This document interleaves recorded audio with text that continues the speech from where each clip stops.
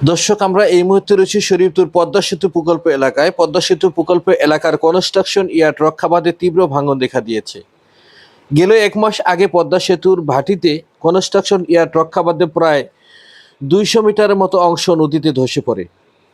Naodoba 0 point এলাকার ওই ভাঙন দেখা দেয়। এমন পরিস্থিতিতে বাঁধের আশপাশ থেকে 2টি দোকান ও 3টি বসতবাড়ি কিন্তু সরিয়ে নেওয়া হয়েছিল। তবে ভাঙন ঝুঁকিতে ছিল মাঝেরঘাট বাজার থেকে পৈলান মোল্লার কান্দি পর্যন্ত প্রায় 5 শতাধিক বসতবাড়ি। বালুভর্তি জিওব্যাগ ফেলে ভাঙন রোধের চেষ্টা চলমান ছিল পানি উন্নয়ন বোর্ডের।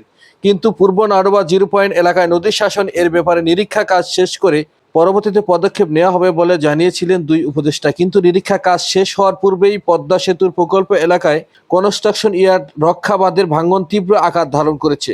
কিন্তু আমরা দেখেছি 1 মাস অতিবাহিত হলেও কিন্তু এখানে উন্নয়নের কাজ করা হয়নি, যার ফলে কিন্তু নতুন করে আজ ভাঙন দেখা দিয়েছে। ইতিমধ্যে বেশ কিছু ঘরবাড়ি এখান থেকে সরিয়ে নেওয়া হয়েছে এবং স্থানীয়রা দ্রুত ঘরবাড়ি ভেঙে সরানোর চেষ্টা চলমান রেখেছে। দর্শক, শরীয়তপুর সংলাপের সঙ্গে থাকুন, পরবর্তীতে আমরা আপনাদেরকে বিস্তারিত জানানোর চেষ্টা করব।